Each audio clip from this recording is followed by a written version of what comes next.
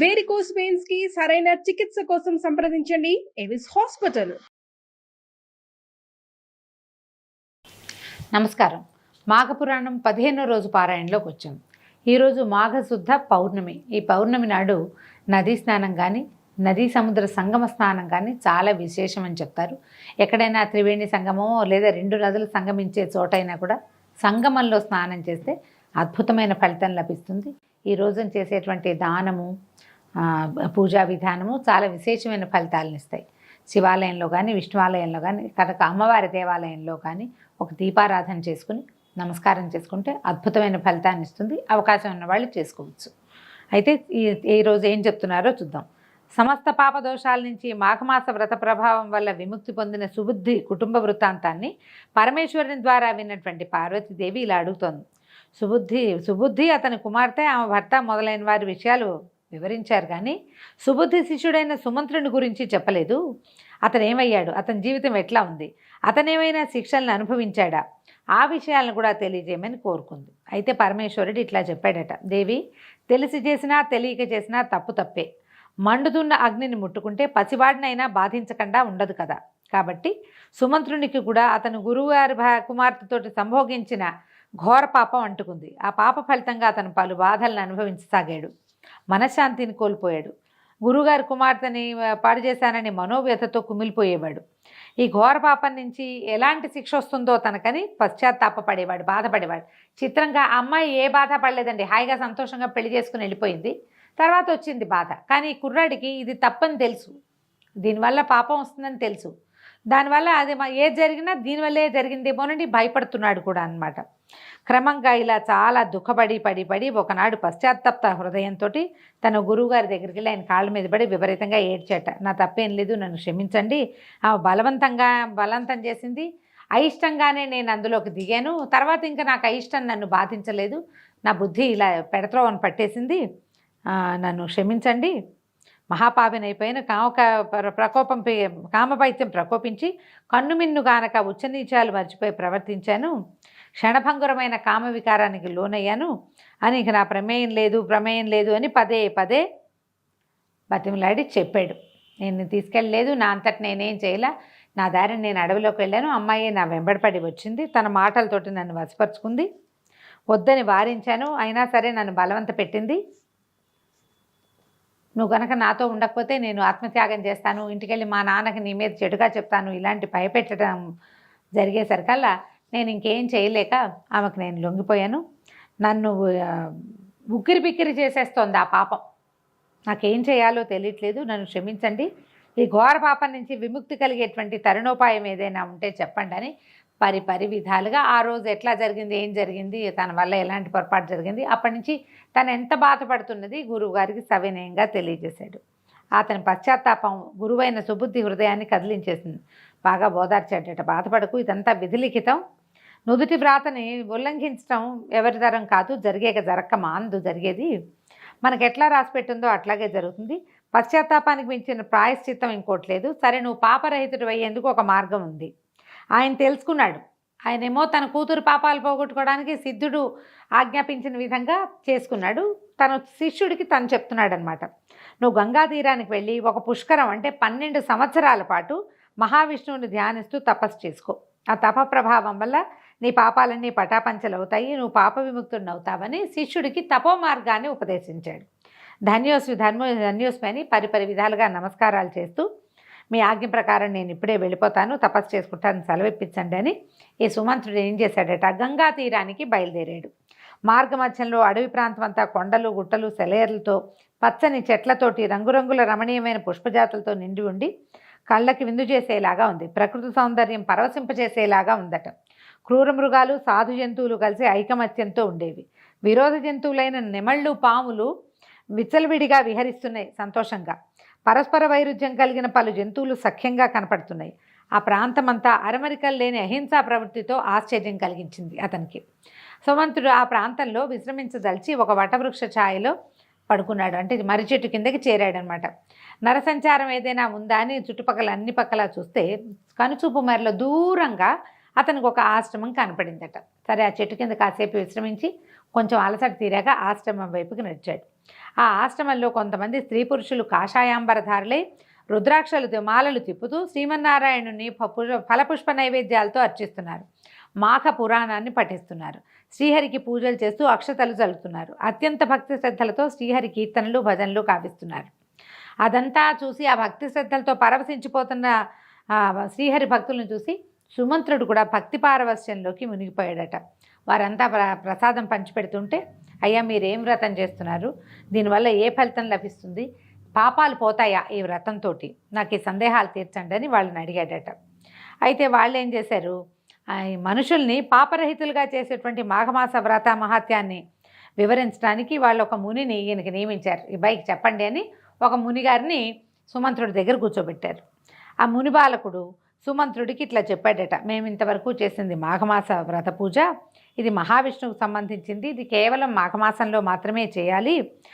ఈ మాఘమాస వ్రతాన్ని చేయటం వల్ల ఎంతటి పాపిష్టివాడైనా తన పాపాల నుంచి విముక్తుడవుతాడు, ఘోరాతి ఘోర పాపాల నుంచి విముక్తి లభిస్తుంది, సర్వ పాపాలు తుడిచిపెట్టుకుపోతాయి.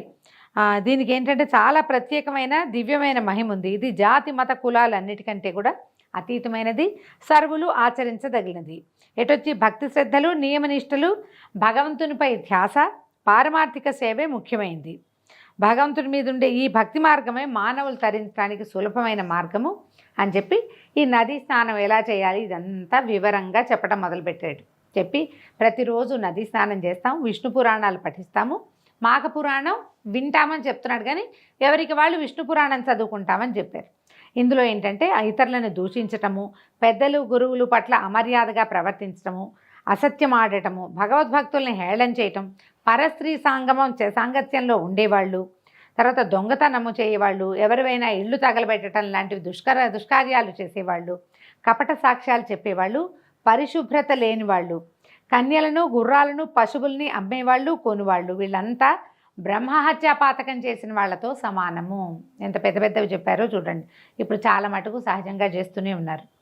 అయితే దైవ సంబంధిత ధనాన్ని అపహరించే వాళ్ళు, దేవుని పూజలు చేయని వారు, నదీ స్నానం చేయని వారు, పరోపకారం చేయని వాళ్ళు, దాన ధర్మాలు నిర్వహించని వాళ్ళు, ఇచ్చిన మాట నిలబెట్టుకోలేని వాళ్ళు, విలువైన బంగారము వెండి రత్నము సాలగ్రామాలు మొదలైన వాటిని దొంగిలించేవాళ్ళు, ఇలాంటి పాపాలు చేసే వాళ్ళంతా భ్రష్టులైపోతారు, రౌరవాది నరకాలు అనుభవిస్తారు. వ్యభిచారులు, చోరులు, బలవంతంగా కన్యలను వేశ్యాకులమందు త్రోయివారు, సోదరుల భార్యలతోనూ గురువుల భార్యలతోనూ స్నేహితుని భార్యలతోటి సహవాసం చేయవారు, జార స్త్రీలు, తమకంటే పెద్ద వయసు కలిగిన స్త్రీలతో సహవాసం చేసేవాళ్ళు, దగాకోరులు, హంతకులు, జీవహింస చేసేవాళ్ళు, పేదలను హింసించేవాళ్ళు, కఠినాత్ములు, పరుషవాక్యాలతో నిందించేవాళ్ళు, అంటే పోట్లాటలు దిగేవాళ్ళు అనమాట, దోపిడీలు చేయవాళ్ళు, వీళ్ళంతా కూడా మహాపాపులు అవుతారు. ఎంతమంది పాపాల గురించి చెప్పారు, ఎన్ని రకాలు ఉన్నాయో చూడండి. అక్కడి నుంచి ఇదే కాదు, తల్లిదండ్రుల్ని హింసించేవాళ్ళు, మనలో ఇప్పుడున్న చాలామంది కూడా ఆ గుంపులోకే చేరతారు. తర్వాత వివాహాలు చెడగొట్టేవాళ్ళు, తాను ధర్మము చేయక ఇతరులను కూడా చేయనివ్వని వారు, శరణన్న వారిని రక్షించని వారు, పరుధనములకు ఆశపడివారు, బోళంతమంది ఉన్నామండి ఇప్పుడు మనం. చేసిన మేలు మర్చిపోయే కృతజ్ఞులు, తాను తీర్థయాత్రలు చేయక ఇతరులను కూడా తీర్థయాత్రలు చేయనివ్వని వారు, ఎగతాళి చేసేవారు, అరిషడ్వర్గానికి లోనైన వాళ్ళు, ఈ పైన తెలిపిన వాళ్ళందరూ కూడా బ్రహ్మహత్యాపాతకం కాదు కానీ దాంతో సమానమైన పాపాన్నే వీళ్ళు కూడా పొందుతారు. ఇలాంటి ఘోర పాతకాలన్నింటినీ హరించేదే ఈ మాఘమాస వ్రతము. దీనికి సింపుల్గా ఈజీగా సులువుగా చెప్పేదేమిటి, ఉదయమే లేచి సూర్యోదయానికి 1-2 నిమిషాల ముందైనా స్నానం చేసి, ఇంట్లో చేసినా మంచిదే, ఏదైనా వాపి కూప తటాకాదుల్లో నదుల్లోనూ ఎక్కడైనా అలాంటి చెరువు దొరువుల్లో ఎక్కడో చోట స్నానం చేసి సూర్యుడికి అర్ఘ్యం ఇచ్చి నమస్కారం చేసుకుని రోజంతా పోట్లాటలకి గొడవలకి దిక్కండా రోజంతా కాకపోయినా కొంతసేపైనా భగవన్నామార్చన కనుక భగవన్నామ సంకీర్తన చేసుకుంటే చాలు మాఘమాసం వ్రతం. ఇంకా అంతకంటే విశేషంగా చేయక్కర్ల. ఇంకా మనం ఏదైనా చేయగలిగితే అధికం ఫలం, ఇంత మాత్రం చేసినా చాలు అంటున్నారు. ఈ మాఘమాస వ్రతాన్ని చేయటం వల్ల ఈ పైన చెప్పినటువంటి ఇన్ని పాతకాలు తొలగిపోతాయి. కుంభీపాక రౌరవాది నరకాల్ని అనుభవిస్తూ యమయాతలను పడుతున్న వారి పాపాలు సైతము ఈ మాఘమాస వ్రత ప్రభావం వల్ల హరించుకుపోతాయి. శ్రద్ధగా వినమన్నారు. మాఘమాసంలో అన్ని రోజులు పవిత్రమైనవే. ప్రతిరోజు సూర్యోదయమైన వెంటనే నదికి పోయి స్నానం చేసి సూర్య నమస్కారాలు చేయాలి, ఆదిత్యుడికి అర్ఘ్యం వదలాలి, శుచి అయి విష్ణువాలయానికి కానీ శివాలయానికి కానీ వెళ్ళి భగవంతుని సేవించి విష్ణువుకి, అది విష్ణువాలయంలో అయితే తులసి తీర్థాన్ని సేవించాలి. ఇక్కడైతే మన శివాలయంలో అయితే భస్మధారణ చేయమంటారు.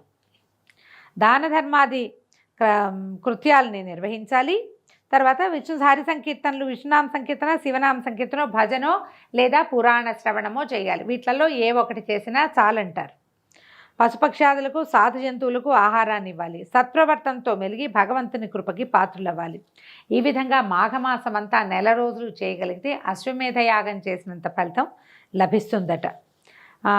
మాఘమాసాధిపతి శ్రీహరే కాబట్టి మనం ఏ పూజ చేసినా, ఎలాంటిది చేసినా అది నారాయణ స్వరూపమైనటువంటి ప్రత్యక్ష నారాయణుడి సేవ చేసినా కూడా శ్రీమన్నారాయణుడికే చేరుతుందట. మనం ఒకవేళ మన ఇంట్లో అవకాశం ఉంటే తులసి మాలలు కనుక విష్ణుమూర్తికి సమర్పిస్తే మన దొడ్లో ఉన్న తులసి చెట్టుతోటి 2 తులసి దళాలు తీసుకెళ్ళి కూడా విష్ణువాలయంలో సమర్పించిన అద్భుతమైన ఫలితం లభిస్తుందట. ధూపదీప నైవేద్యాలు, అగరు, కస్తూరి, గంధము, అక్షతలతో తులసి దళాలతోటి విష్ణువుని అర్చించాలి. పూజానంతరం తాంబూలాదులను సమర్పించి విష్ణు భజన సంకీర్తన చేయాలి. ఈ విధంగా మాఘమాసం అంతా చేసి కనీసం మాసంలో ఒక్కసారైనా ఒక సద్బ్రాహ్మణుడికి దాన ధర్మాదులను ఇవ్వాలి. బ్రాహ్మణుడికి వస్త్రదానం చేయొచ్చు. బంగారము, వెండి, ధనాదులతో దక్షిణలు ఇచ్చి సంతృప్తిపరచాలి. షడ్రసోపేతమైన విందునివ్వాలి.